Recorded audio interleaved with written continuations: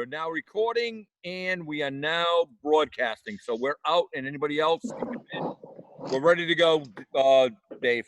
All right, thank you, Ed.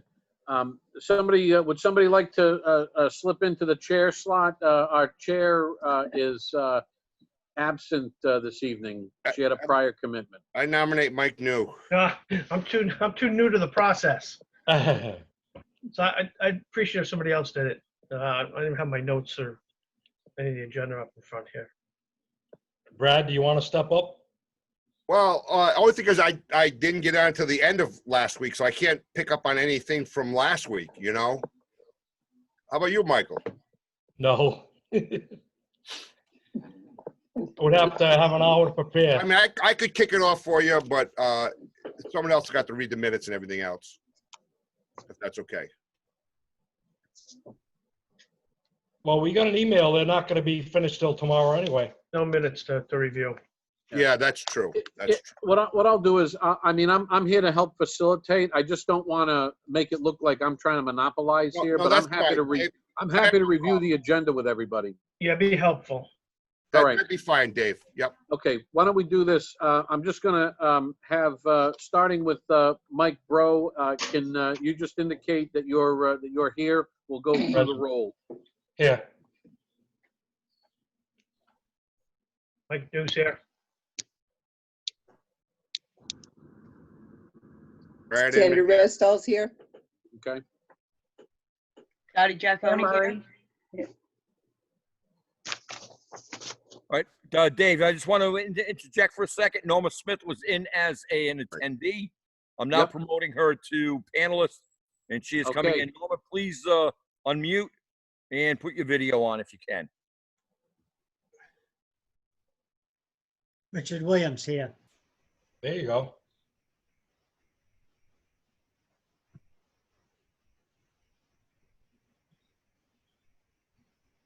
Norma, can you hear us? Norma, you're not. Your audio is out and your video is out.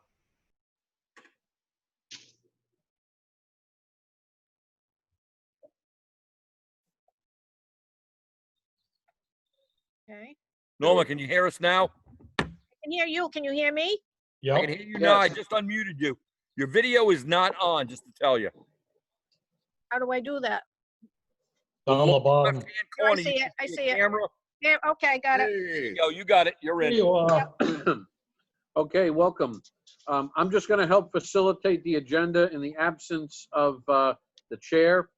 So we all are all here absent Kim Shockley. Under new business, item number 4.1, as I think you received word earlier today, those meeting minutes will be available for review and voting on approving on our meeting on Thursday evening. So there's no action that's necessary on that item. On item 4.2, review of boards and commissions, there was an extensive email that was sent out last week with a list. There were actually two lists. One was a comprehensive list of everything that the town clerk maintains as a board and commission, along with all of the members. That was the multi-page document. And then somewhat duplicative was a 2-page document handwritten by me of those boards and commissions that are set forth in the charter with a reference to where in the charter those can be found. I know that there was some discussion or some wish by the commission to cover issues of inactive boards, setting the number of individuals on the boards, looking at alternate members and regular members. And so I think amongst the commission, this is an appropriate time to start discussing what the materials that were sent around and what you would like to see moving forward. So I'll open the floor up to the commissioners.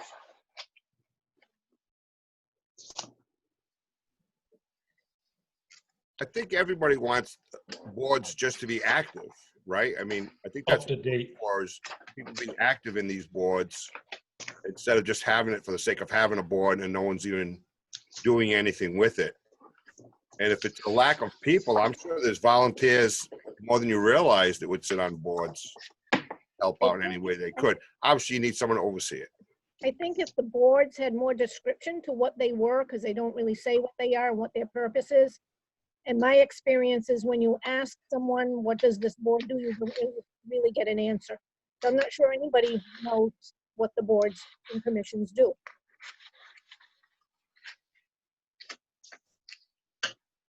And they need the date too that they started or whatever.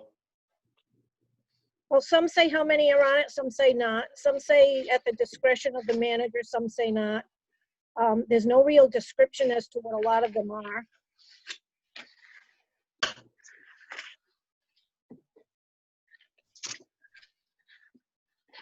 I think something that's a big job just looking at.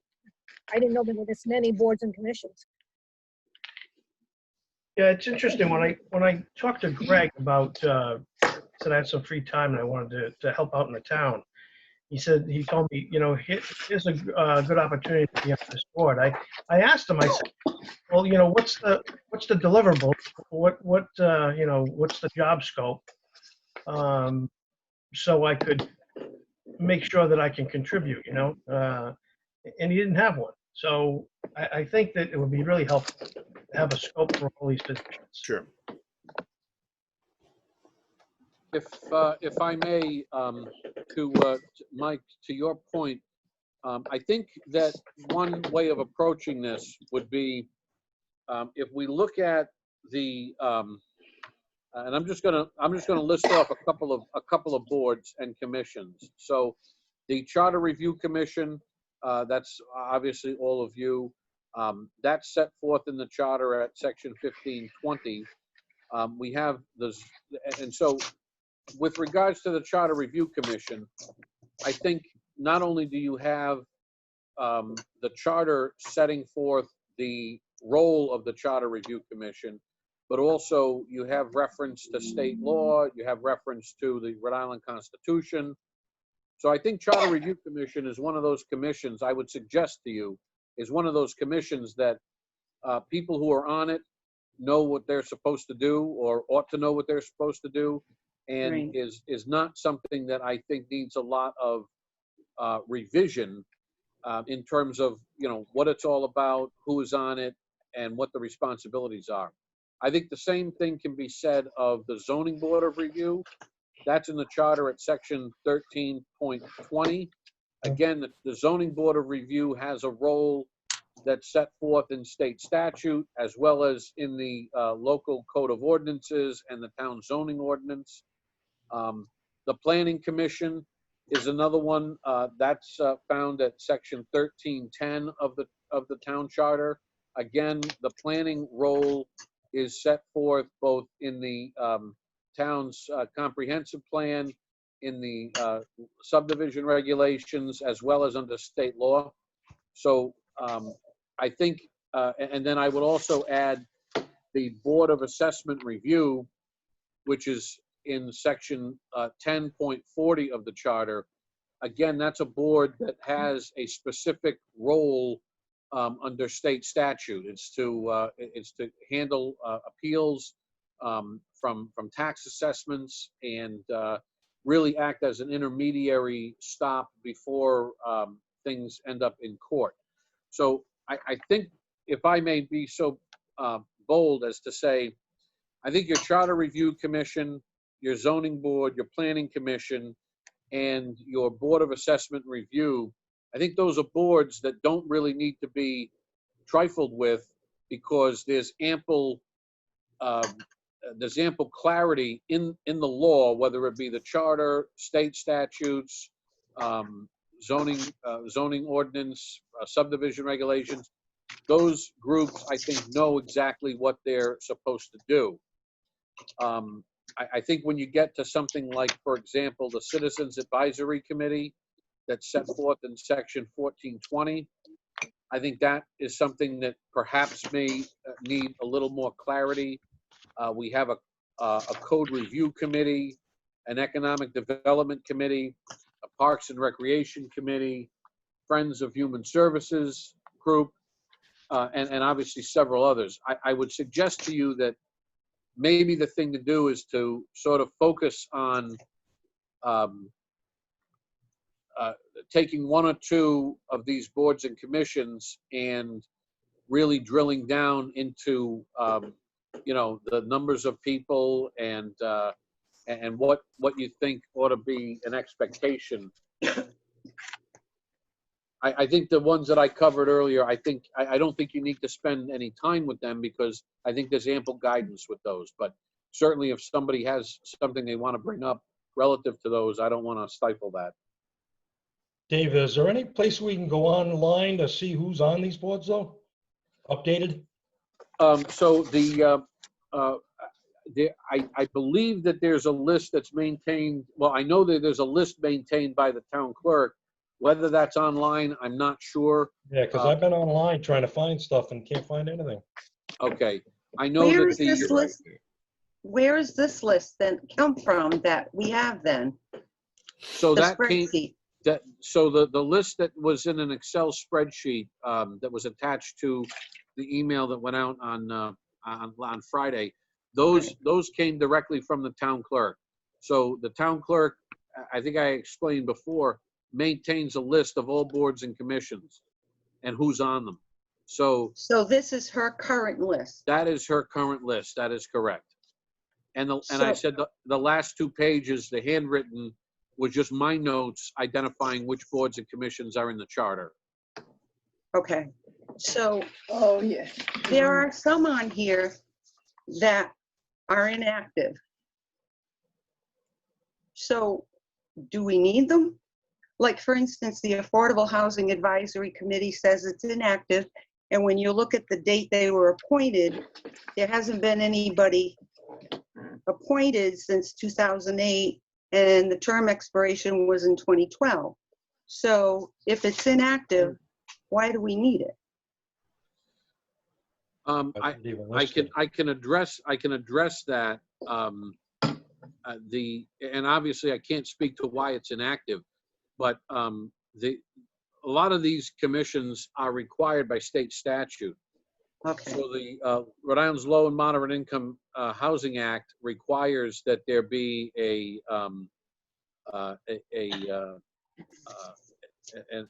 affordable housing advisory review committee.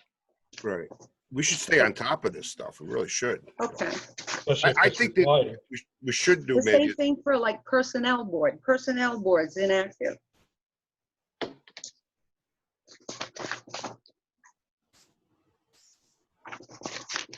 All set, Claire? Pardon me? Are you all set? Yeah, no, Okay. my question is like personnel board is inactive. And then on the municipal pension board, it shows names, but all the terms have expired. Can't have that. Development agency is inactive.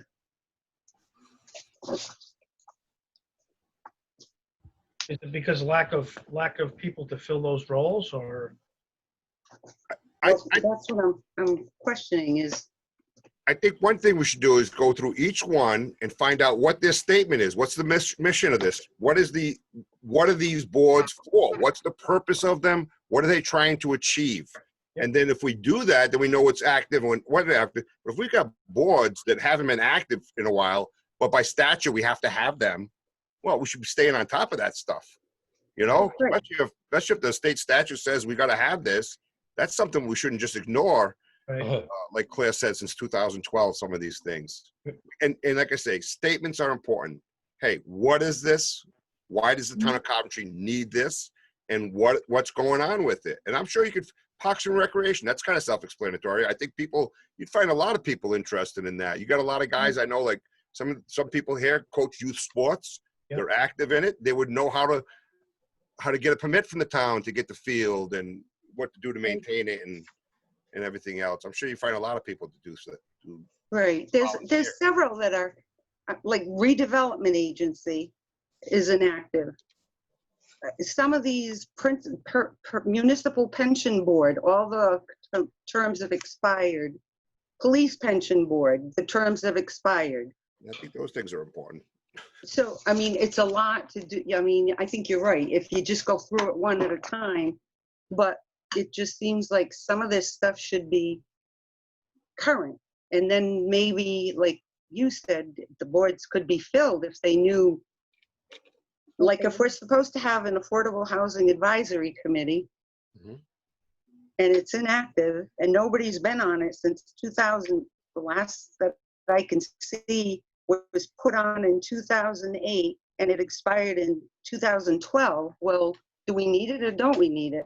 And if we do need it, then somehow it needs to get out that maybe some of these boards that are inactive, and if we have to have them, should maybe look for the volunteers who might be willing to get on them if they knew what they were about. Yeah, find the right skill sets too. I mean, some Right. of those boards sound very, Right. Oh, I agree. I agree with that. It's gotta be qualifications for this board. yeah. Gotta be something. Get people in their field. If it's mandated by the state, you're right. We got to stay on top of this. Yeah. I mean, So- wouldn't it affect our insurance bond as a town and everything else that we're not keeping on top of this stuff? If our, you know, I don't know who insures us right now, but if they go look at us to insure us as a town, we don't want our grade to go, you know, we don't want our price to go up because we're not filling boards, we're not keeping an eye on pensions, we're not keeping an eye on this stuff. That could affect our bonds. David, a quick question on, Yeah. I'm sorry, do you want to go? No, I'm happy to answer the question. Is it possible to have subcommittees go off and look at this stuff and come back to this commission? Or, You mean to Well, spread like- out the work, to do something like to create a subcommittee and do some investigation? yes, a lot of, So the short answer to your question is, yes, it's possible. Yes, it can be done. I have to say, given our compressed time frame, the one thing you have to keep in mind is, just as the Charter Review Commission is subject to the OMA, any subgroup of this Charter Review Commission would also be subject to the OMA. So I think the better thing would be if a member or two would be willing to take a particular board or commission unto themselves. That member could, investigate and then report back to the commission. I anticipate that this agenda item number is going to be sort of a regular item until we've either exhausted the discussion on it or we've moved a couple of things forward. One thing I would like to add, just relative to the Affordable Housing Advisory Committee. So the Affordable Housing Act requires that the town have an affordable housing plan. And that plan is basically designed to take where the town exists with its percentage of affordable housing and to increase that to a 10% threshold. Now, setting aside whether you think that's a good idea or whether it's even possible to achieve, the plan that is required by the town to have developed, it's that plan that actually establishes the need for the Affordable Housing Advisory Committee.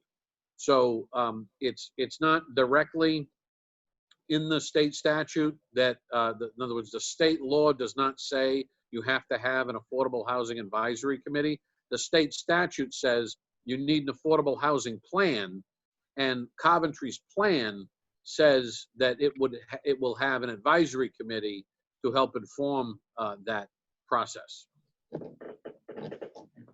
So I have a question. Would it be possible, like we have the charter review, have a committee that reviews the boards and commissions, say every 6 months, what they're doing? Are they active? Are they inactive? Have they met? What's going on with them? Yeah, I think you can have that. In terms of where it would exist within the language of the charter, Mhm. my advice would be that wherever I've identified the existence of a board or commission under the charter, I would put language in that section indicating this to be, this board or commission to be reviewed every 6 months or every 12 months by either the Charter Review Commission or perhaps some other group, be it the town council, the town manager. I mean, you could have these boards and commissions reviewed by the council. You could have them reviewed administratively by the manager. But I understand what you're saying. Put a requirement in that you're always looking at this on a regular basis, either semi-annually or annually. Right. Can I ask a question? Could it come under Citizen Advisory Committee? Because that kind of is there, but it's not doing anything. I think it could. Let me, if you will, I just want to look at that in the charter here, at section 1420.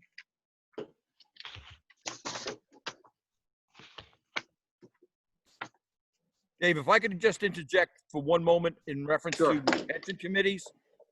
Those committees are active. There may be a disconnect on updating the names on them, but those committees meet quarterly with the pension companies, and the meetings are posted, and they are an active committee, both municipal and police pensions. I will look into that tomorrow and make sure that those are updated if they don't have the proper names on the list on those committee members. I got a question on that, Ed. Is that a lifetime appointment? No, it is not. Do we know what the terms are? The committee, the pension and the police pension and municipal pension are typically the manager, the finance director, and one member of each of those unions who are on that pension. There are 3 members on that. Okay, on just those 3 committees. members. I got you. And they're all good. They're all involved. They're all right. involved. They're all active. We meet quarterly on those. I will check with Joanne. I'm just Yeah, wondering I'm- about other Get those things, lists. like other committees. Like, is there like a statute of limitations on committees? Is there ever a chance for someone new to get on, or the same people there all the time? That's Some have term limits, some don't. Some are 3 years. And you can reapply, or somebody else can apply. But some don't have any term limits or even right. We probably should straighten that how out. many members, so. Well, is there if they're inactive, for instance, like the redevelopment agency is a 5-year term, it says here it's inactive. So do we need a redevelopment agency, or is it just that it hasn't been able to be filled? I think what I'd like to see is the committees that we are supposed to have, if it's a state law, those committees that are mandated, let's say, by state law, first of all, I'd like to know those. And then the ones that are inactive, do we need the ones that are inactive? Because if they've been inactive, they're not being used, so that we have a more concise list of what we have to have, the terms, and an updated, like, for instance, which Ed said he's going to get that information, because according to these spreadsheets, all the terms have expired. So your idea about having someone review it every 6 months is a good one, because obviously it needs to get looked at so that it's current and you know who's on the committee. And if some of these could be filled, if they're inactive because people just aren't aware of them, then there would be an ability to find out, okay, these are just inactive because nobody knows about them, or we don't need them. Just to make it more understandable. Well, I think, Claire, I think what you're requesting, and I appreciated Ed coming in and giving us that information, that maybe this list just needs to be updated with the most current information.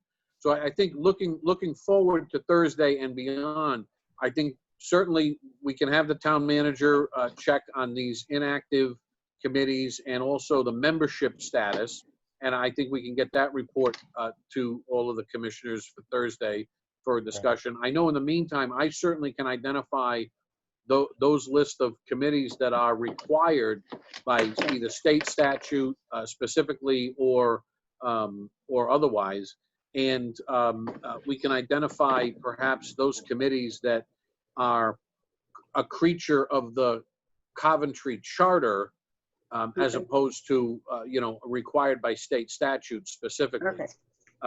I just happen to look at the Citizens Advisory Committee, and the language that's contained in that charter provision indicates that the town manager has the appointment authority. And it's really, when you read the language of that Citizens Advisory Committee, it's rather broad. And it talks about the committee shall provide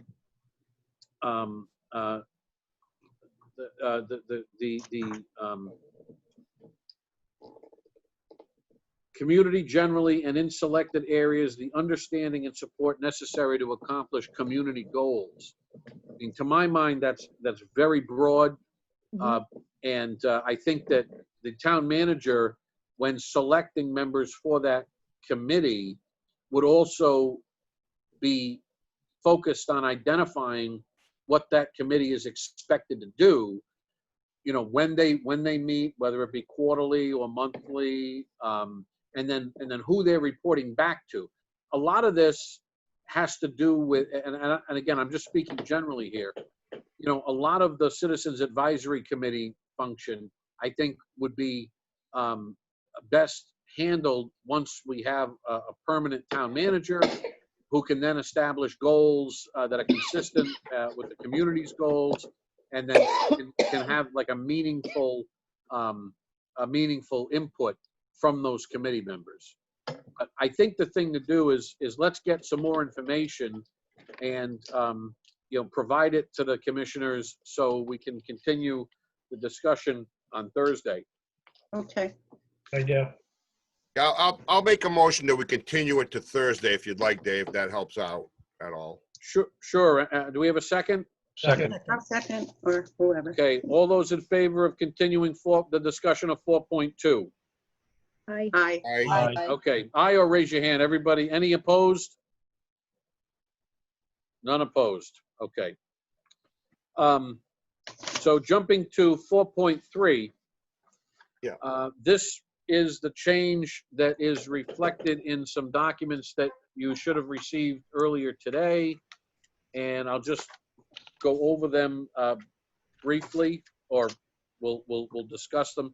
So based on the conversation last Thursday, the idea was to allow any member of the council to be able to add items to a council agenda, regardless of whether there were rules or regulations or, to the contrary. So the language that I proposed adding is, notwithstanding any other provision of the charter or any other rule or regulation adopted thereto, pursuant thereto, any council member may request an item be added to any council agenda. And we put that in the procedure section of 3.15. And that means that if the council were to adopt their rules and regulations for handling meetings, they still have to abide by this requirement of the charter.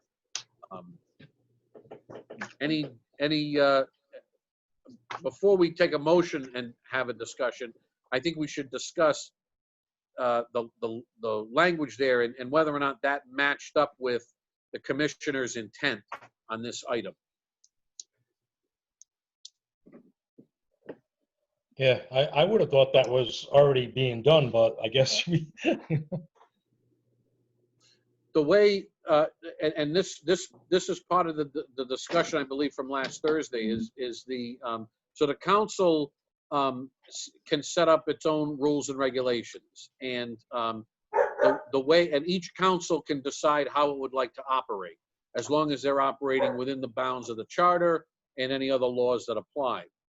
So as a matter of practice, currently, it's the council president that has the prerogative of deciding what is and isn't on a council agenda.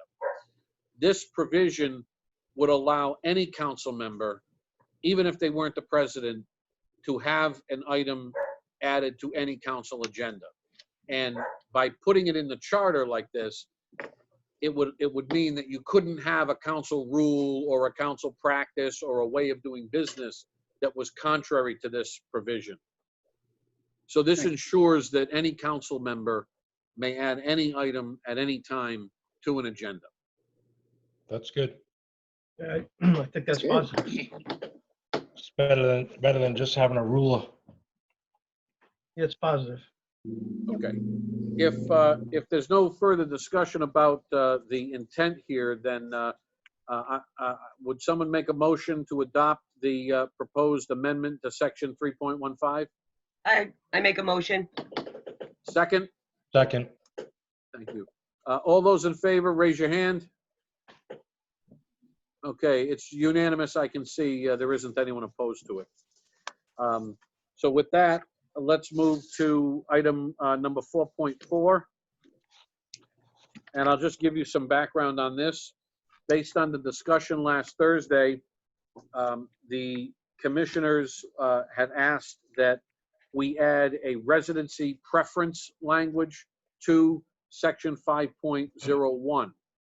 So what I did was I took the text of 5.1 as the town council already amended on May 15th of this year, and I added a section that says, notwithstanding residency of the town manager to be governed by Rhode Island general laws, residency within the town of Coventry is preferred. And I think what that does is that indicates we're going to follow the residency under the general laws, but we are adding that request for a preference that the town manager reside in Coventry.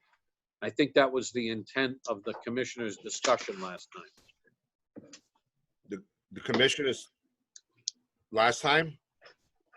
On Thursday, I think the discussion on Thursday was to add a Coventry residency preference to the What happened to just adding the Coventry like we voted on the Monday of having them join, 6 months or a year to move to Coventry, not preference. Right. We talked about having a person move to Coventry. They don't have to live in Coventry. We want them to move there within 6 months or a year. I don't care how long you give them, but give them an opportunity to move here against Rhode Island law. We want to do, we're Coventry. We don't, I don't read Rhode Island law like that anyways. I read it. So I don't read Rhode Island law. Told you. So and the way I know I spoke on this and I had full support and all of a sudden it's different. No, you What happened? didn't. What'd I miss? Dave, I didn't speak to the governor's office today. Maybe that law could be amended at least to live in the state, at least.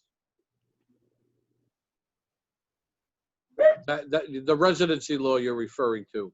Yes. Yeah, but what happened from Tuesday to Thursday? What'd I miss? I still agree with you, Brad.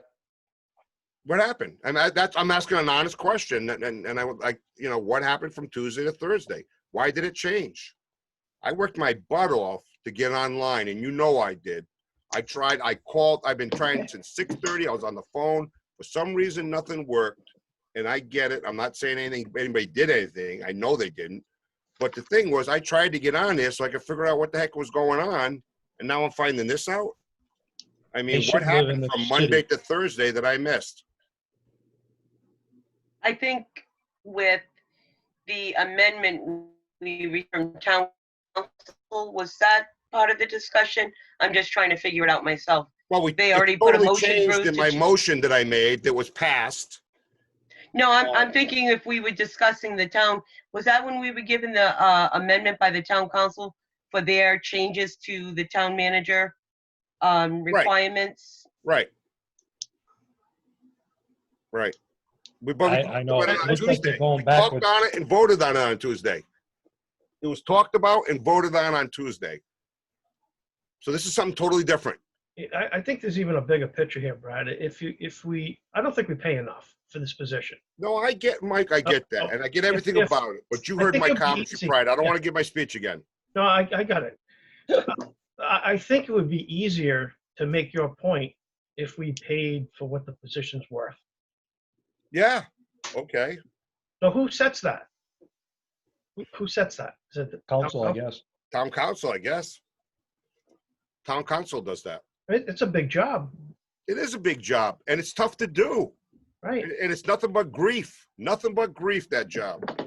Nothing Do good. it right. To do it right, you need to have the right skilled person, and it's a big job. We want to pay for it. And we got to pay for it. But I think, too, that since we're paying, it is one of our highest paying jobs, that we should, Coventry should reap in the awards, too. And my biggest point was, what if you had someone from West Warwick? Nothing wrong with that. My point was, what if you had someone from West Warwick, living in West Warwick, they become the town manager. Now we're talking about sewer taxes. Now, is he going to be loyal to where he works or where he lives? Now, I've lived here my whole life. I told you, generation after generation after generation, we lived there. Okay, I got a lot of pride in this town.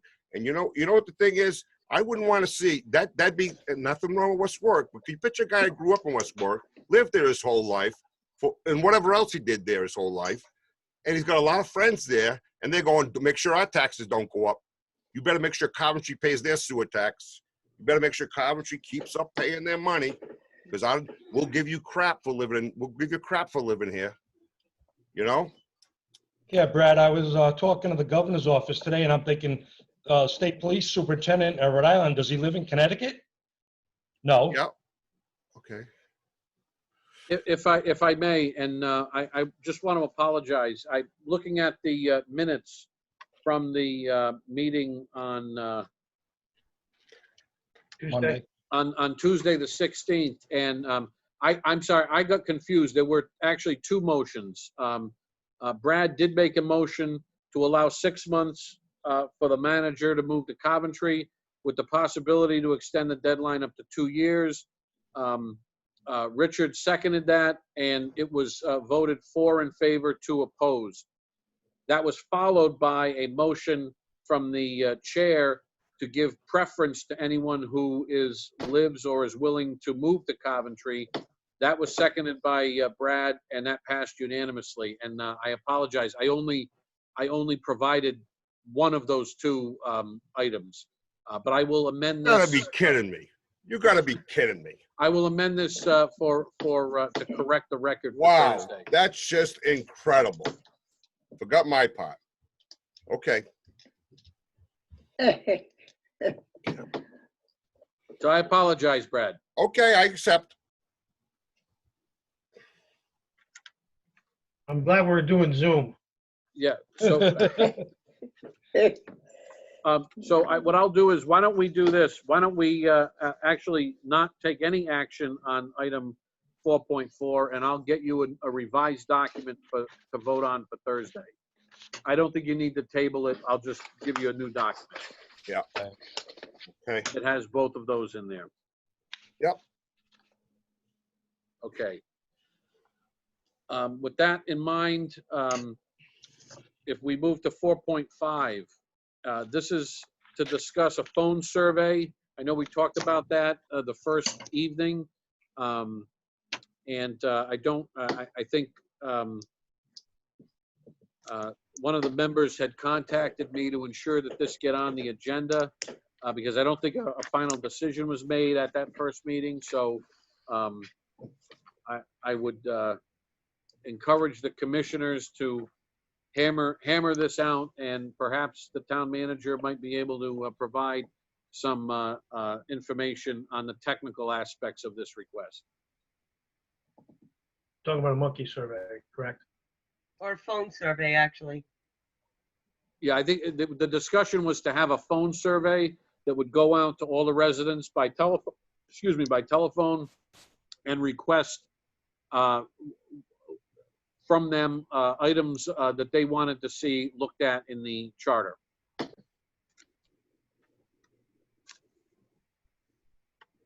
I think it's a good idea to get the community involved and see what they have to say. They're part of this town. see if they believe in term limits, the way you hear everybody talking they do, and even Brad, having the town manager, the issue of living in town. I think we should reach out to the people and let them be part of this process. Sure. Let them know there's a council meeting coming up, advertise it. I put a motion in that we do a phone survey. One thing to consider, and I don't mean to rain on your parade, because Dorothy, I think you have a good idea with getting the phone survey out. But what I wouldn't do is I wouldn't ask the participants their opinion on anything you've already voted on, because they're going to get a chance to vote on that in November if the council puts it on the ballot. So Right. I think that what you really want is input on items that you haven't yet considered, just as a thought. I just like to see more town participation in meetings, and just like they did with the comprehensive plan, which is still not done. They reached out to ask what issues were important for that. Just a thought. That's healthy. Yeah, I think it's a great idea. Yeah, we get need people more people involved. involved. So how fast can we put something like that together? I would ask Ed if he's monitoring to weigh in on that. Yeah, how do people respond? The mechanics behind it. I think Ed's in the Caribbean.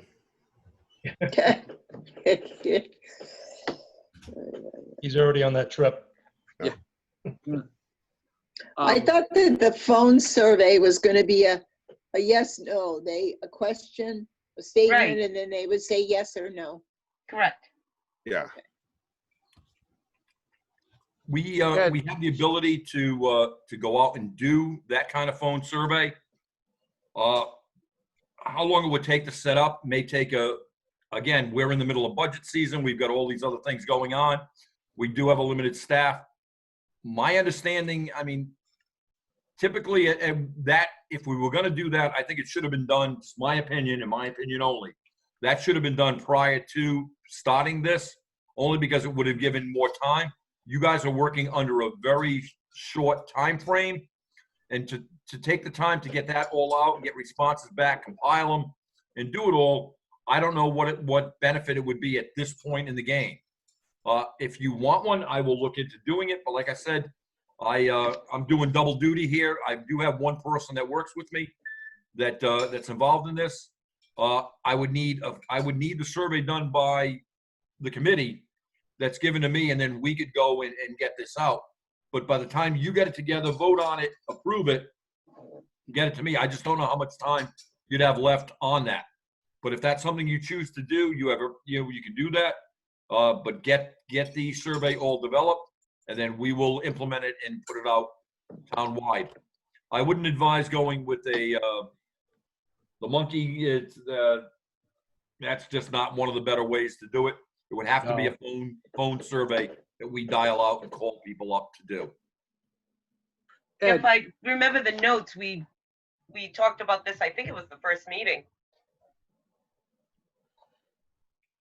we did talk about it the first meeting. Ed, is there a difference between sending out a survey with prepared questions for a yes or no answer, or could we send out a survey that just allowed people to provide an open-ended response? I'm just thinking of what might be quicker and easier to get a variety of responses back.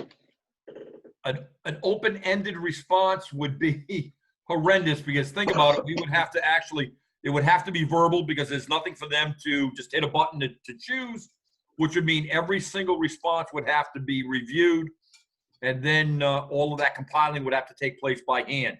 That's not something that can be done in a relatively quick time frame. Okay. So what you're saying is we would be best, it would be best if we prepared a series of questions that then were issued, from which we could get yes or no answers, and then have an idea of who supported what. Correct. You could do it that way. That would be the best way to do it, because to just do an open-ended question and go on, and then they would have to actually record their answers onto the system. So every single respondent would have to be listened to, and then a chart made up, and then checked off. And it would be a horrendous, time-consuming process to do it that way. It'd be yes or no. Yes or no with the decisions. I mean, or the questions that you develop. That is the quickest and the best way to do it, in my opinion.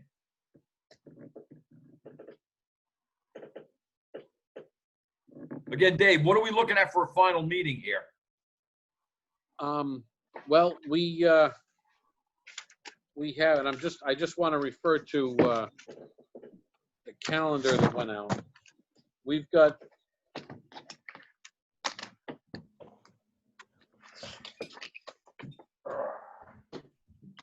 we essentially have 3 more meeting dates before we have to submit things to the town council. We do have a meeting scheduled on July 28th, but the last meeting for the council is July 27th. So really, there's this coming Thursday, there's the 30th, the 7th, and the 14th. So I think there's 3 meetings that would allow us to get answers and allow me to draft to get proposals in front of the commission to vote on, to then send to the town council. My only concern with having yes or no questions is it would require the commission to establish a series of questions. Right. Which, I mean, we can discuss that and list down any number of questions this evening. Yeah, and we're struggling to come up with those. So that's why we're trying to reach out to the town. Right. To develop these questions now. We're running out of time. Right. Are we I mean- trying to get everything done to get on the ballot, obviously, right? But Yes. what happens if we don't get things done? So basically, everything that you folks are working on needs to be finalized and in front of the council by July 20th and by no later than July 27th, because the ballot has to be put together by August 4th. So the council needs to look at and approve what comes onto this committee. I mean, we're dealing with this unusual compressed time frame that, had we been able to meet all along, probably wouldn't be an issue. But Yeah, probably went on for months and months, you know, just once or twice a month. right. Yeah.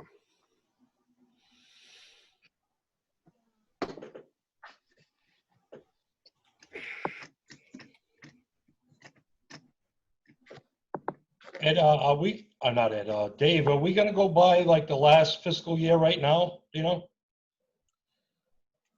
So the way things look, yes, I think we're going to be into the next fiscal year. But I have a little bit more about that on 4.7, some information just about some things. But I don't think that should be the concern of this commission. I think the concern of this commission, the deadline that the commission needs to have in mind is July 20th, July 27th, because your job is to present proposals to the council, and the council either gives them a thumbs up or a thumbs down. Whatever they give a thumb up to will end up on the ballot in November. So, I mean, I think it's safe to say that, you know, it's possible that all of the proposals get considered by the council. It's possible, I suppose, equally that none of them get considered by the council. But that's just the process. I would say that, like what Mike New mentioned, I mean, as a group, I've put on every agenda what, you know, ideas that were sent to me. And we know that the public has access to these meetings and certainly can forward information as well. I do like the idea of a survey, but I don't know, we seem to be out of ideas amongst the group here. And I'm not sure what questions we would be able to put to voters in a phone survey that would help us advance different charter proposals. Vote, you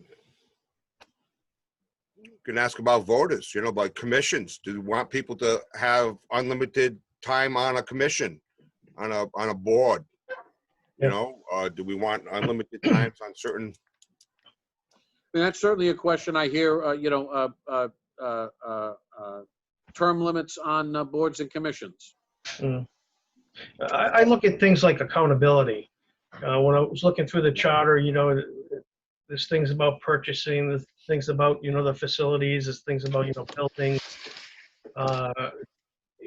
spending money. So where's the accountability piece? I didn't see a audits. Who's doing audits? Who's taking the books? All those types of things I think need to be looked at. But they might be being looked at, but it just doesn't point that out in the charter. Somebody might be doing it already, but it's not obvious to me. So annually, I can speak to this. Annually, the town is audited by an auditing company.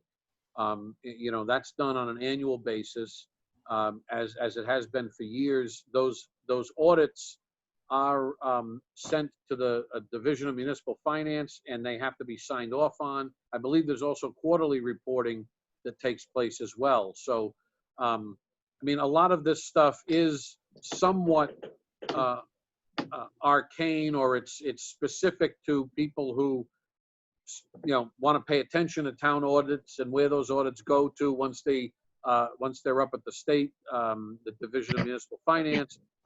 But certainly those things happen on an annual basis. Same auditor, year after year? The auditing contract is usually a 3-year contract. I believe the town just went out and awarded a new 3-year contract, or awarded a contract to a new auditing firm. Ed can probably speak to that.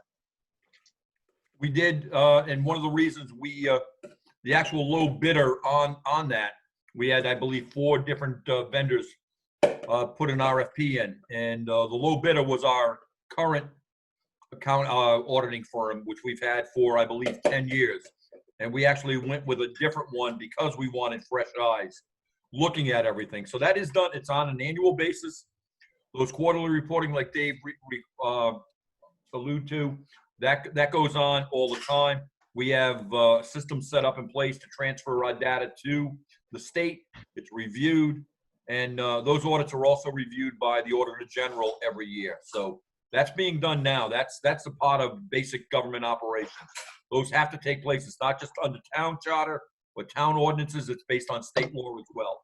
Yeah. They actually had to review the companies that applied, and they had to sign off on the company we chose, Bloom Shapiro, which is the new vendor in reference to doing it.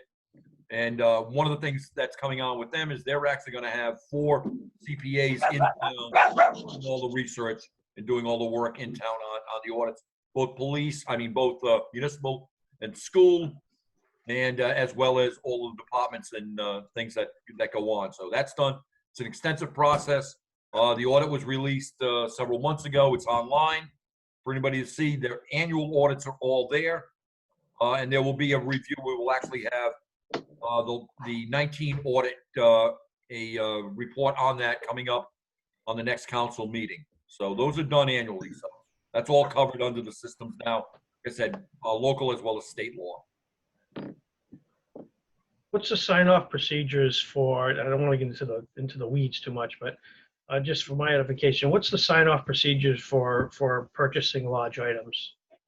We have more than one person. When I was reading the chart, it looked like there was one person who was signing off on it. Well, it all depends on the value of what's being purchased. Anything over $10,000 actually has to go to the council. There also has to be either an RFP or an MPA through the state to do the purchasing. But that's all finalized through the council on. Like I said, anything over $10,000. Less than that, it goes through the town manager's office for review. It comes from the department. Originally, it goes to the finance director, then goes to the town manager. And if it's, like I said, if it's under 10, that's sufficient. If not, it goes over to the council for approval on any of those. Do we know what those ratios look like, Ed? Is it mostly everything under 10,000? No. Again, 10,000 is typically the day-to-day operations cost. It's anything where we're purchasing anything major, depending on, like, if I'd be buying a couple of servers, that would put it over the 10,000 mark. So they have to go. You cannot, under state law, you can't break a contract up to avoid any of these things. So no, they're all reviewed and approved by both finance director, town manager, and then if need be over the 10 grand, it goes to the council and they approve all of it. And the council wants full documentation on all of it to review before they approve it. Okay. And the auditors are looking at that whole process. And they do. They look at all of that every year. Jack, lots. Ed, how much of our budget is in the school department? In the school department, Yes, off you the know, top of my head, percentage-wise? off the top of my head, I'm going to say it's 73% of our entire budget. The municipal is about 68, 69% ballpark. It may hit 70. And then with the town, including all of the debt service, that makes up the other remainder, which is typically about 30% of the budget. The vast majority of the budget is on the school side, which the town, as you're well aware, has no control over. No, the state mostly does. With the state laws. State basically controls the schools, basically, by the financing. We get to pay for it. You get to pay for it, correct? Yeah, But they're under review as well. I mean, the school department doesn't just go out and willy-nilly spend money. They've got a review process that takes place as well. So they can't just go out and spend money because they want to. There's a whole process along throughout the whole town on authorization for those kinds of expenditures. but it's the And state. just correct me if I'm wrong, Ed, but the town's annual audit includes the school department as well. But it does. It's the entire operating of all of the town. It's not just municipal. It is the school and municipal.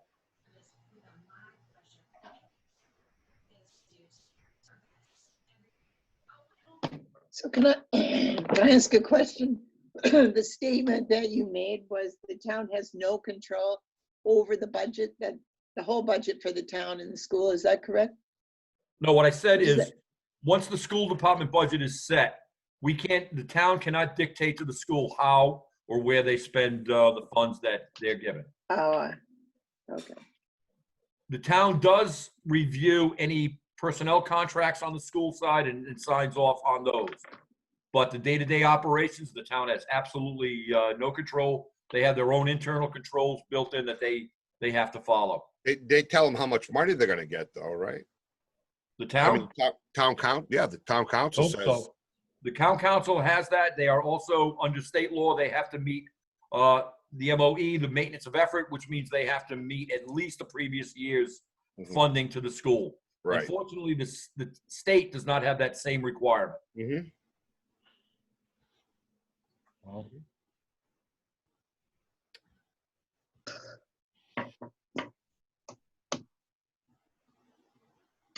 So that's good, Ed. I appreciate you, going through that.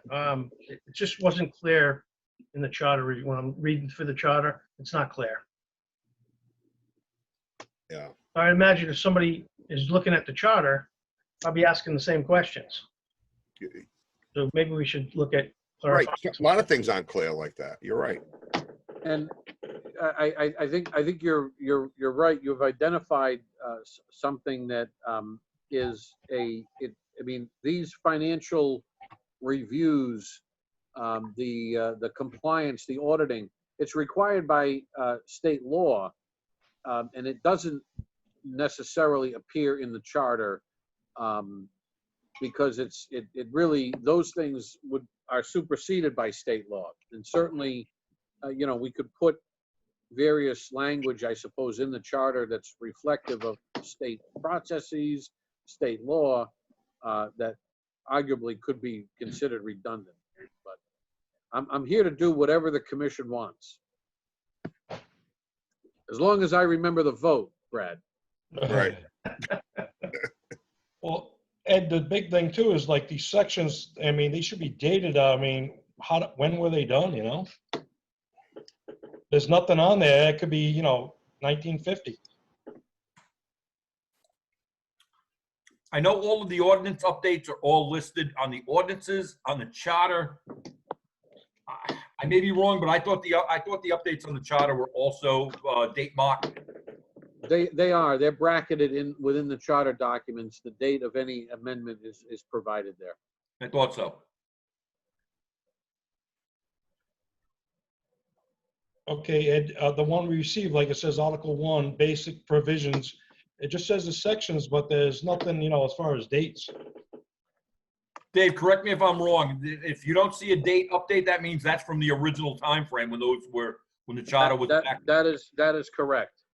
Oh, Oh, okay. Elections recall amended 11/7/1978. 78 and 1980, and then there's one on the recall that was amended in 2016.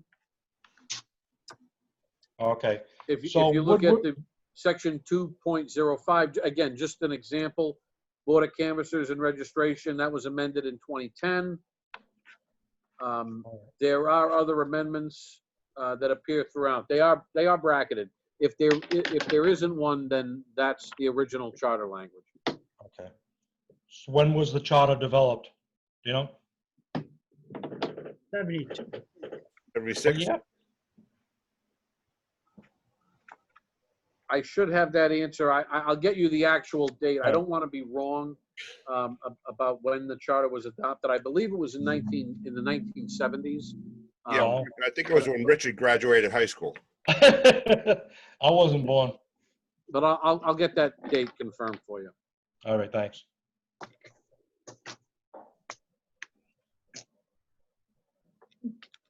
76 maybe. I think it was 74, but I Oh, don't okay. want to guess. I don't want to guess. Vaguely So- remember it. Just to sort of keep us on track here, Brad Inman had suggested term limits on board and commission appointments. I know Mike was talking about auditing, but I think you got your answer from the town manager's explanation. Yes. Are there any other items that we could form into a yes or no to issue a phone survey on? Maybe we could submit them to you if we give us a little Oh, homework, sure, something yeah, to think no, of. absolutely. Why don't we do this? Again, I think it's a good idea to keep all of these business items open. Why don't we keep this one open? And if you have any questions or if you have a recommendation as to what you'd like to see in a phone survey, maybe if you could get them to me by Thursday, we'll at least hammer it out on Thursday to make sure that we've covered everything. Does that sound fair? So Yeah, that'd one of be, the questions, the residency should be right in there. A question about residency? Yes. Okay. so Thursday's the deadline, and we have to decide on Thursday. Yeah, and if you get the, I don't care if it's a middle of the night thought, you just want to hammer on a quick email note to me, I'll make sure that I compile everything and report back to the commission on Thursday. All right. All right, that's good. And you don't think we should be asking anything we already voted on? I mean, I don't think so, because I think that's just redundant. Again, if you voted on it, before it gets to the people to be voted on, it's going to be up or down vote by the council. So I just think it's redundant. What really counts is the vote in November. And frankly, what is actually put in front of the people. Anybody really involved should be watching this right now. I bet you there are. Are there? There may be. Yeah. We currently have 4 people viewing this. What's that? There are currently 4 people viewing. Okay, excellent. Thank you, Ed. Out of how many thousand, Ed? That's a start. Yep. That's right. It's a start. And in the last week, it was only 2. We're doing doubled. better. We doubled. So if I may be presumptuous, item 4.6 had to do with separate voting on municipal and school budgets. But item 4.7 had to do with updating some legislation that is currently awaiting the governor's signature right now. If you'll allow me to sort of jump ahead and talk about that is 4.7, because I think that's going to depend on how much we trifle with the separate voting on budgets. So I did circulate some information to you. There were two bills, a House bill and a Senate bill, that basically would allow cities, towns, fire districts to continue operations when a financial budget process is interrupted, and to conduct virtual meetings during meetings retroactive.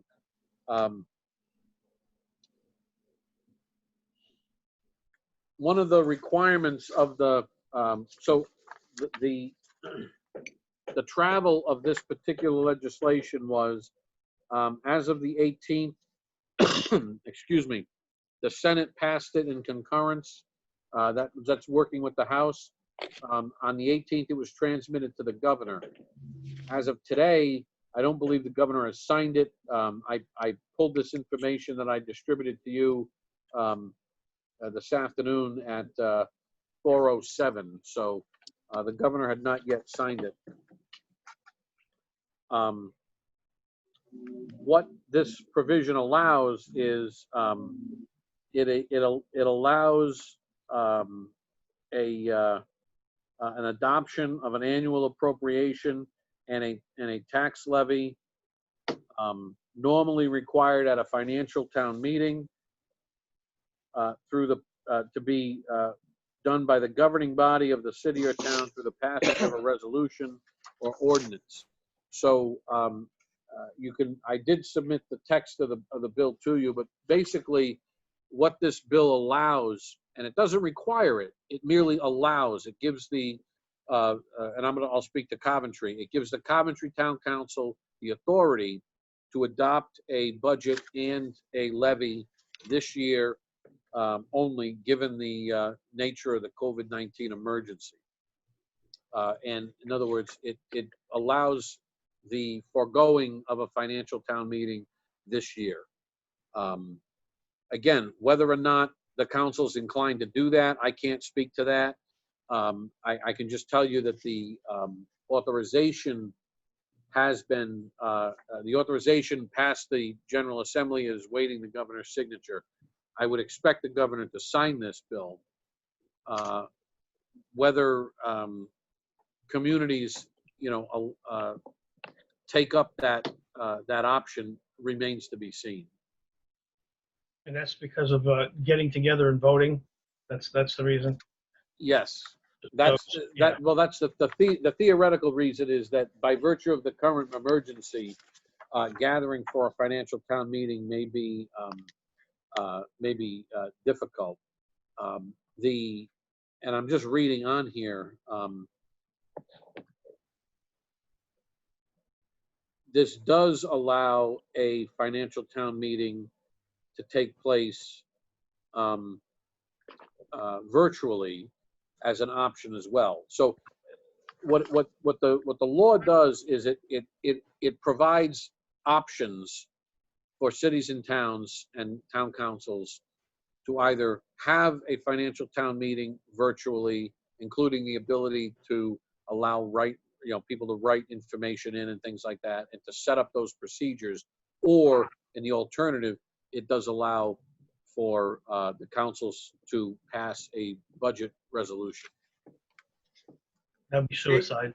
Dave, it also allows the the councils to extend for 1 year, maintaining the same levy and expenditures as the current fiscal year to go forward up to a year. So it does add that option in as well.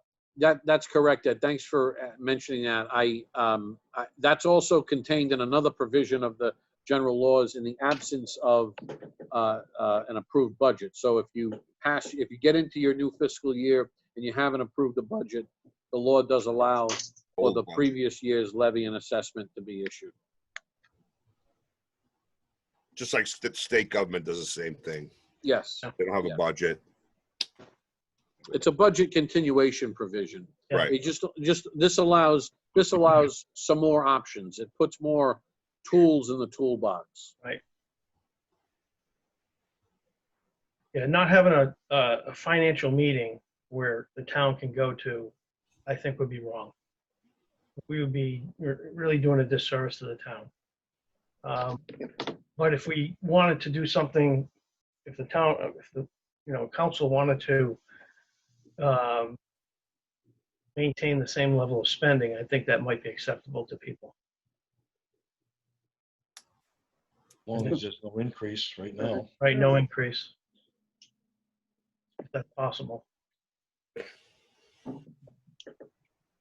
I mean, I get it if they miss a year. You know, I kind of get it if we can't do it for 1 year. But that's such a great history of the town, is that financial meeting. Right. You know, and it's one thing how could you do that on Zoom? You know, how could everybody speak? You know, you couldn't do that. You couldn't do that on Zoom. I mean, everybody and you know, a lot of these people, if they just heard, they're happy. You know, getting up there speaking, they're heard, they're happy. But I mean, I get it this year. I get it. Especially people without computers. Can't have a rally unless you're a president. Right. Or march in the streets of Providence unless you're the governor without a mask. Yeah, with no mask. Yeah, but you can hold hands. Touche. Can we put on the ballot, though, that have them vote on it for next year? Then, in other words, there would be a town meeting next year? Or it has to be when there's a, yeah.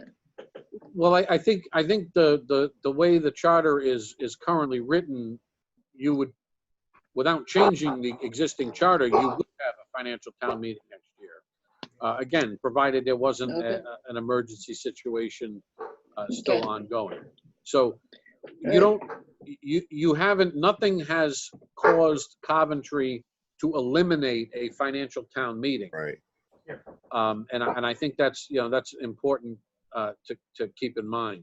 What's happened is the General Assembly has passed some legislation that addresses different options for handling this year's budget in this rather unique time. That addresses the fire districts too, right? It does. It includes fire districts, interestingly enough, as well. Good. All right. So yeah, I get it if we have to postpone, you know, for a year. One of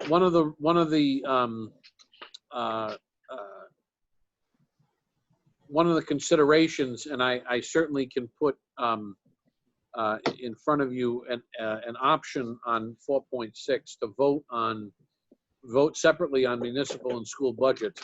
One of the reasons I had hesitated to get that in front of you is, and we talked a little bit about this last time, as a practical issue, you could have budgetary chaos by not having an adopted municipal budget to include both the school and the town side, or rather the school and the municipal side. And I think the idea is to try to separate the school and town budget, but at a certain point, there has to be a single budget. And whether that is achieved through a series of different meetings on the overall budget, I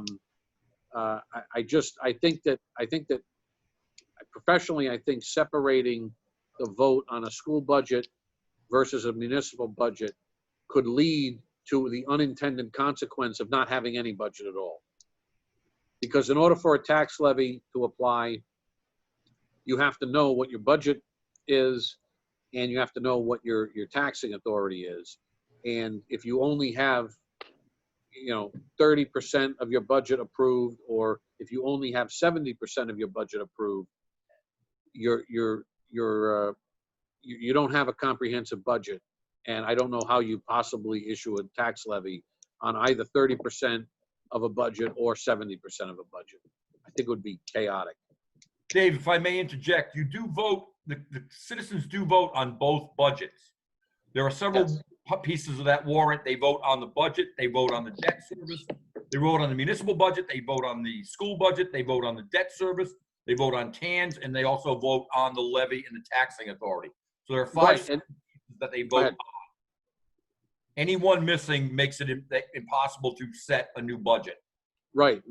I recall we had that issue, I think 2 years ago. We did. At a financial town meeting. So I think the intention here was to be able to separate cleanly a school budget versus a municipal budget. But in point of fact, you vote on them separately anyway. I think to do any more surgery on the charter to really distinguish a vote on the school budget and a vote on the municipal budget will create that chaos that I think is frankly unintended. And as Ed just pointed out, you vote on two different resolutions anyway.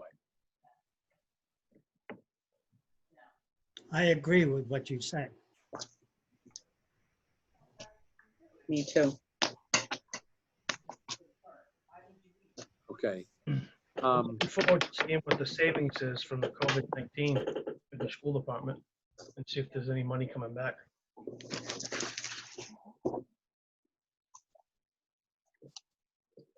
I think that Mike, you were asking about whether COVID-19 has derived any savings from the school department. Right.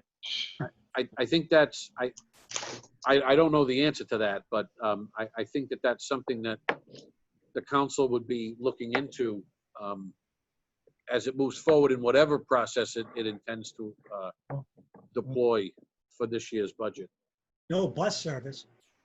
No, Things well, like squats. No human lunch. resources. That's got to be looked at for sure. Yeah, I think, and again, I don't want to speak to Coventry. I can only speak to some other communities that I represent, but the savings that you see by not having buses, the governor's plan, if it rolls out as she expressed or described, will actually cause you to have triple the amount of buses come September. So More money.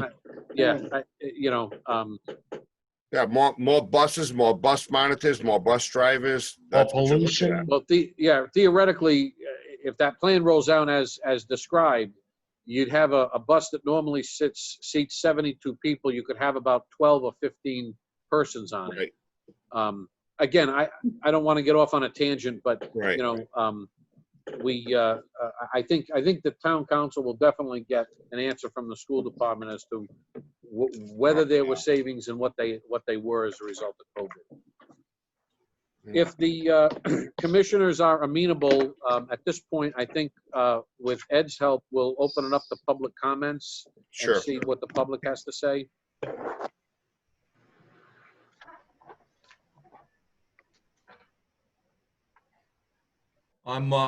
At this point, no one has their hand raised to request to speak. If anyone wants to speak a public comment, please raise your hand and I will open you up so you can speak. Mr. Murray, I'm going to open you up. Please state your name and your address for the record, please. All right, you have a nice evening. All right, I'll talk to you later. You're on, Mr. Murray. Bye. I will. Bye. Mr. Murray? I notice you're unmuted.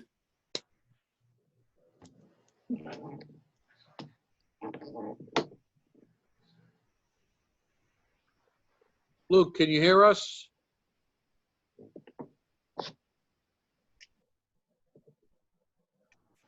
Luke, I'm not your father.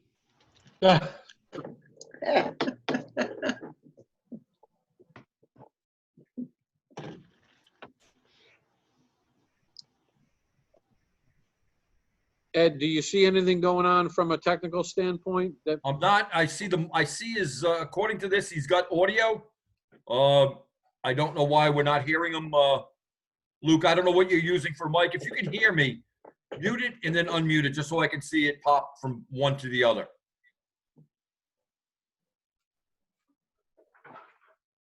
All right. Luke, Luke, in your lower left-hand corner, you should see a mic. Click on the little up button over there, and then you may want to test your sound system. You can test it from there. I don't know what you're coming in on, so I can't really assist you on what's going on.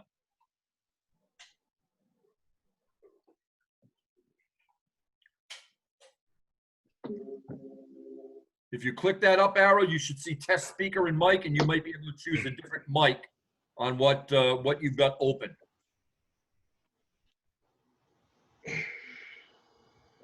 Yeah, something.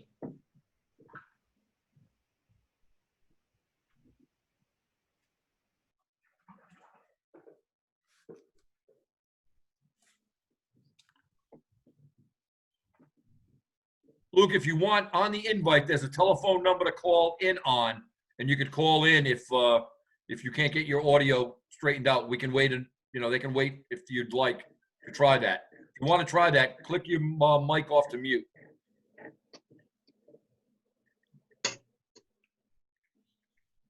Ed, I think your background's confusing him. He thinks he's not in Coventry.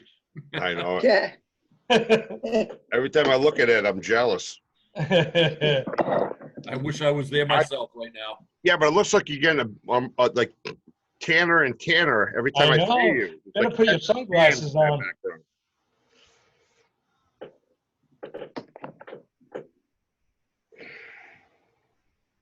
All right, I think Luke's going to try calling in on the phone because he did click off his mic. Good. And I see a phone coming in. I'm going to bring this in. I'm hoping this is Luke. Like Luke, is dial this up the you? dollars. It's me. I All right. apologize. Can everyone hear me? Yes. yes. Yes. Okay, great. My computer, apparently the mic isn't working on one of my computers here, so I apologize. No, I just wanted to chime in. I know you were talking about schools, and I know there were a lot of questions swirling about that, but I just wanted everyone to keep in mind, Ed's actually, absolutely right. The school budget's independent, and I know that causes frustration for some, but that is the purpose of the school committee. And we act as our own council governing those funds. So we do get audited. We do oversee the finance director. We take on, many people don't understand that we serve many of the same capacities as council does because the budget is so large. When we go through our budget and we go through our savings and we look at what the cost of operations are, the difference being is that, as you've probably heard, we're subject to many more state mandates. And unlike some operations of the town where you might be able to eliminate a person here or there, we always typically have to have a teacher in front of a child. It's just not an option sometimes to just cut people and leave them in an empty classroom. That's just not how it works. And the savings that were brought up, we've discussed this. I would urge everyone to tune into the school committee meetings because we've been talking about this for months now, struggling with, a very difficult changing situation. And again, more mandates that are going to likely come down from the state, already have come down from the state, on how we deal with the budget situation. So as far as splitting the budgets, I agree with David on those budgets. If you start splitting those out, you have to approve one budget. So it would, from a school side, and I'm just chiming in here from the school side because I'm on the committee, we have to make a lot of our decisions, including teacher layoffs, by June 1st. There's state law that we have to notify everybody by June 1st. So if we run into budget problems, our school-related personnel can still be laid off, let's say at the current time, but we have to make those decisions early. And so even pushing dates out like we have this year really caused disruption for us for planning purposes because it limits our options to even be able to cut. So when people yell at us for cutting sports and other things, it's because that's really the only thing that's available to cut. We can't cut certain staff. We can't cut certain things due to mandates. We can't cut staff that services children with IEPs. And so, just keep that in mind when you're looking at the charter, which, I know that's your focus task here, that unfortunately, I know in your scenario, that may be difficult to swallow, but a lot of it is dictated by state law. It can be frustrating as a committee member too, trust me. But there's a reason for that, because a lot of times towns would underfund schools because it's not always a priority. And then there would be such drastic cuts, literally schools could not open. And so that's why there's a pendulum reaction that happened where they took that power out of town's hands. So I hope that helps. I don't know if it does. And I'll just comment also while I'm on the line. I know it was discussed today as well. The town manager, Brad, I know that you're really, you're very concerned about having someone more local and move into town. I can tell you, many of you may know, I have a master's degree in public administration, right? If I'm going for a town manager job, I'm looking throughout the country, right? This is not a degree or these are not skills that are typically something you just jump into. If you want a town manager, you want somebody seasoned, one you have to pay. If you go to Massachusetts in a town of 20,000, I can tell you their starting salary is 170,000. So why would you come to Rhode Island when you can go to Mass right now, walk into Westwood? I saw a job a couple months ago in Westwood posted, I think it was 180,000, town of 20,000. Much easier political dynamic, I'll just put it that way. So you have to think about that when you're trying to attract talent. So somebody, let's say like Mr. Wazika, who we found to be very dedicated to the town, who may not have originally come from here. Luckily, he moved here and lives here. As we've seen, doesn't even qualify. And so, I do believe that the combination of experience matters. You may get somebody who's been in a leadership role as a planning director or a finance director, and that's typically where they draw from, who may not have a master's of public administration. So you really have to leave a little bit of power and discretion in council's hands. I know that is very difficult to do, but they are elected representatives. You have to have faith in the vote that you put into them to make the right decision. And if they don't, then they're going to have a very short lifespan. But these jobs are not, a lot of times they're volatile. You'll tend to get younger individuals who have their master's degree, jump into a job for a couple of years, they'll come to Coventry and they'll move here, but they'll rent an apartment, they'll move for 2 years just to gain the experience, and they pop smoke and leave. They're gone because they know they can make more money at a higher level job. So just keep that in mind, as your trading skills. I know it was already voted on. Having a preference, I think, is fine. I'm all for people who are from Coventry and want to stay here, but this kind of talent is tough to come by. Municipal workers in general, right now, I can tell you, DPW directors, finance directors, anybody, is very difficult to attract talent because why would you take the beating? The benefits have gone down, and honestly, there's not a love for public sector employees right now. So if private sector pays better, many people are jumping that ship to go that way. So Try to be a police officer. What's that? Try to be a police officer. Yeah, police officer, good example. Why would you subject yourself to that if you can get a similar paying job in another profession, right? So those used to be very lucrative, not quite as lucrative now. Yeah, you can find someone that's not a 20-year-old guy, someone with a family established with roots that will take the job. I'm sure there's qualified people that put in for it. You've got qualified people that put in for it since you changed the requirements. But my residency thing that's my stickler, is they got 6 months to 2 years to move here. I don't care how long it takes them. Have some pride in the town you work in instead of voting. I would be suspicious, as like I say, and I hate to use West Warwick all the time, but if someone from West Warwick took that job, I'd be suspicious about how they're voting on things. I would worry about. Well, then you probably, with all due respect, Brad, you probably wouldn't hire that person if you're run a campaign, but then I have to run myself. And I would do it if I had to, but I don't want to do it. There's other ways to do it, though, Brad. Yeah, You could have like a sign-on bonus for moving, things like that to attract somebody. Right. Sure, Forcing somebody. So, for instance, the money and all that stuff, but I think for instance, I had to work, when I worked in Boston, and they had a residency requirement. Mayor Menino at the time had a residency requirement. You had to live there. And what people would do is they'd sham the system. They'd live in another town, rent a cheap apartment, because ultimately you're forcing people to live there. You can't force someone to love you, just like you can't force them to love the community. Yeah, but right? that's Boston, though, if Luke. somebody We're needs, talking Coventry, Rhode Island, which is nothing like Boston. This is a community. At least live in the state. We have Coventry. I would argue that, Of our that Boston in community. some We're ways not a big was city. just as much of a community, but Yeah, but we're not a big city where people coming in, we're not a big city where we're all going to get P.O. box in that city just to meet the requirements, and we don't give a crap about that city. The whole point is. And I respect that. Love. Brad, you're welcome to your opinion on this. I'm just stating my opinion as a public, I'm just saying from my perspective. Excuse me, Luke, you I need to jump in here because I just want to Sure. remind everyone that public comment is an opportunity to have the public comment, and I know these issues are very, people get very impassioned about their position. The commission should have a debate. Violation. That's right. I know where he lives. I welcome the debate, and there's nothing against the law to have that, debate. There's nothing, and I welcome it. I understand your opinion on it, Brad, and I respect it. I just respectfully disagree a little bit from my perspective, having worked on the municipal side and having, that background. Sure. I respect your passion for the town. So I'm just trying to lend a little perspective on it. That's all.